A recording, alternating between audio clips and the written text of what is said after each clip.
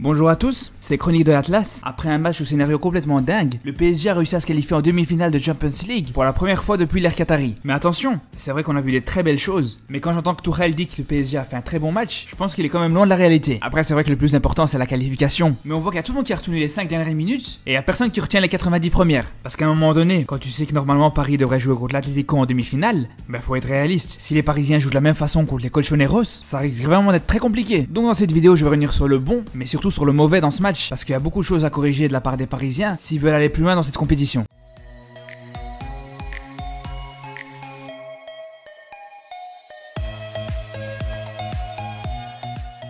Moi, ce qui me rend fou, c'est que quand t'as le jeu d'une équipe qui est vraiment très clair, que tout le monde est au courant des forces de cette équipe, mais que malgré ça, tu vois qu'après même pas une demi-heure, tu te prends un but sur exactement une des forces les plus connues de l'adversaire. Et c'est vraiment ridicule. Je vous explique. Pour ceux qui ont vu ma vidéo d'avant-match, j'avais bien dit que s'il y a une particularité avec cette équipe de l'Atalanta, c'est que leurs défenseurs centraux adorent monter pour aider à la construction de l'équipe. Et ça en se comportant quasiment comme des milieux offensifs. Donc quand c'est comme ça, il faut faire quoi? Tu dois faire sur ce joueur par un de tes milieux de terrain et rester bien organisé défensivement. Et qu'est-ce qu'on voit sur l'action du but de l'Atalanta? T'as Toloi, le défenseur central droit, qui se retrouve dans la surface du PSG, et ça a complètement désorganisé toute la défense parisienne. Et ça au point où Bernat a complètement laissé Pasalic tout seul. Et là pour le coup les joueurs de Tuchel se sont fait piéger bêtement. Parce que si l'Atalanta fait monter un défenseur central en position de finition, ça avait juste pour but de faire diversion en libérant les autres joueurs. Parce qu'à un moment donné si Toloi était un grand finisseur, il serait tout simplement pas défenseur central, faut réfléchir. Et là on voit que la défense parisienne a complètement perdu ses moyens sur cette action. Parce qu'en toute logique, ça devait être un des milieux de terrain du PSG qui devait redescendre pour prendre Toloi au marquage et que Bernat puisse rester sur Pasalic tout simplement. Bon après c'est vrai qu'on a aussi vu du bon dans le jeu du PSG. Franchement la formation des Parisiens était vraiment pas mal. Tuchel a vraiment mis une équipe avec une bonne densité au milieu de terrain. On a vu une organisation avec un genre de losange déformé en trapèze, où il y avait Sarabia qui était assez haut et excentré à gauche. Et pour ce qui était de Neymar, c'était vraiment un électron libre dans l'attaque parisienne. C'est un système qui a vraiment donné beaucoup de liberté aux Brésiliens, à tel point qu'il y en a beaucoup qui trouvent que c'est son meilleur match depuis qu'il est à Paris. Mais est-ce qu'on peut dire vraiment qu'il a fait un grand match? Bon c'est vrai qu'il a fait des grandes différences individuelles. Il s'est vraiment amusé contre le milieu de terrain de l'Atalanta en réussissant énormément de dribbles. Et franchement est-ce que c'est surprenant? Moi je pense pas. Je l'ai assez répété dans ma vidéo d'avant-match. L'Atalanta c'est une équipe qui a une obsession, c'est de récupérer le ballon dès qu'ils le perdent. Du coup quand ils l'ont pas, ils auront tendance à volontairement se jeter en prenant des risques pour essayer de le récupérer. Et ça c'est du pain béni pour Neymar. On le connaît. Il adore attendre que l'adversaire se jette avant de faire son dribble. C'est dans son style de jeu depuis l'époque où il jouait encore à Santos. Donc là quand on a des adversaires qui se jettent directement sur lui, c'est sûr que là il va pas demander mieux pour en profiter. Donc c'est vraiment pas étonnant de le voir réussir autant de dribbles. Surtout qu'individuellement il faut savoir que les joueurs de l'Atalanta c'est vraiment pas ouf au niveau défensif. D'ailleurs c'est en partie pour ça qu'ils sont obligés de défendre à 3 ou à 4 des fois sur le même homme. Et quand on voit qu'encore récemment un joueur comme Gervinho malgré son âge, il s'est vraiment amusé contre cette défense de l'Atalanta, c'est sûr qu'avec le potentiel technique de Neymar,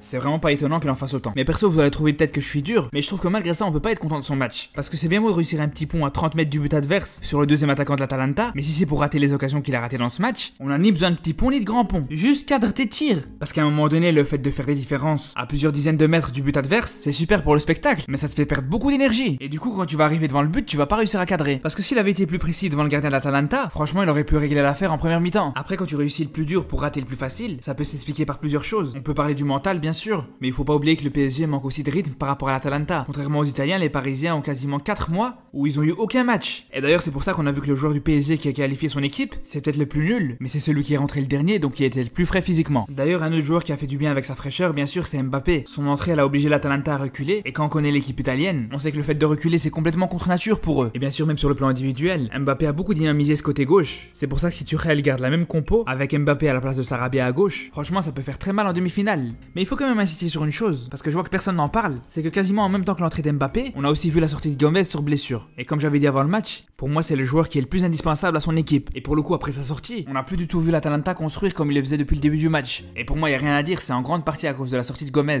Après l'air de rien, après toutes ces remontadas qui se sont succédées les années après les autres, faut avouer que ça a bien forgé le PSG en expérience. Par exemple, vous croyez vraiment que pendant le temps additionnel, Thiago Silva avait vraiment des crampes?